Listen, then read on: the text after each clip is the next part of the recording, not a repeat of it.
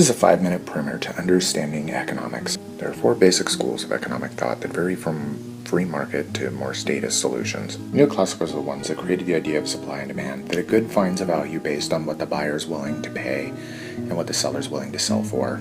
All schools kind of believe in this. Now the Chicago school are the monetarists. They're the ones that believe that money makes the world go round, or at least the economy. Almost all our Federal Reserve chairmen are monetarists.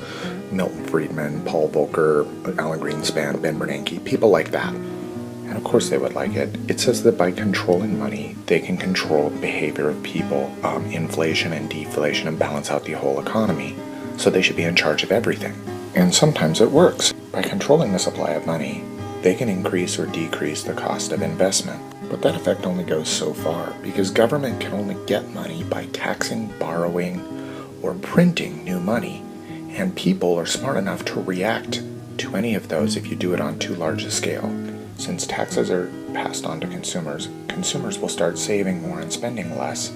And borrowing and printing money are just a form of deferred taxing. Because borrowing money means you're going to have to pay the money and the interest back later, and you have to tax to get it. And if you print too much money, it just increases the cost of everything, which is the same as a tax. Which brings us to the Austrian, or psychological school of economics. But since humans adapt to models, the models can only have so much value unless you can figure out human nature or what their psychological reaction is going to be. Sort of the cynics of the economics world, since consumers can totally overwhelm anything that government can do. Now all the schools believe in this thing called the Treasury view, which is that the economy is kind of a fixed pie. But the government spending can crowd out the more efficient private spending and displace more of the pie. This Treasury view is fairly laissez-faire, or let the people be. Now John Keynes came along and he didn't really like the Treasury view. He couldn't completely refute it, but he believed that it was a bit more nuanced than that. While the economy cycles, when the economy downturns, sometimes the private sector overreacts.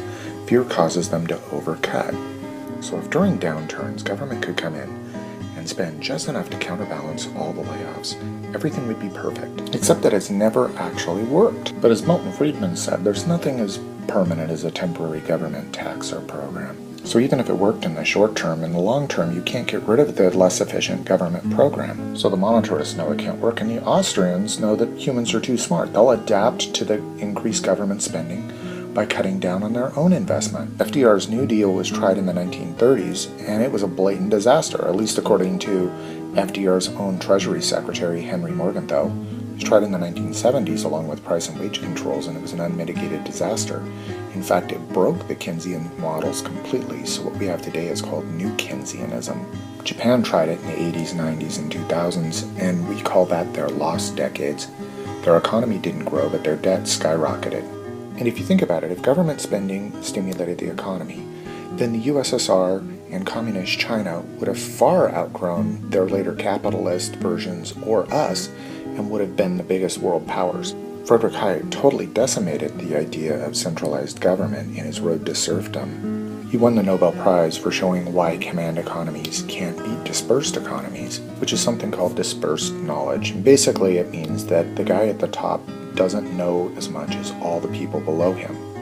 So the more decisions you let happen at the lower levels, the better the decisions will be. The primary reason why Keynesian economics has become more of a religion than an economic theory is called the broken window fallacy. This was first explained by Frederick Bastiat in the 1800s, and it's also called that which is seen versus what is not seen. The tale goes about a little vandal that breaks a baker's window, and the town catches him and is about to go all vigilante on him. But the local Keynesian or socialist stops the crowd from going all vigilante by explaining that because the baker has to replace the window, now the glazier is making money, and he'll buy things from the economy. So the whole economy wins. Of course, not everybody wins. The baker had to take money that he would have put into the economy and spend it on buying a new window instead. Before, the baker had the money and the window, and now he has just a replaced window. So while the rewards are seen, it turns out that the costs are often unseen, which is the basics for Keynesianism. The real-world example I use is of New Jersey. For each dollar they get from the Fed, they first have to give the Fed $1.64. Then they pay 18 cents in compliance costs.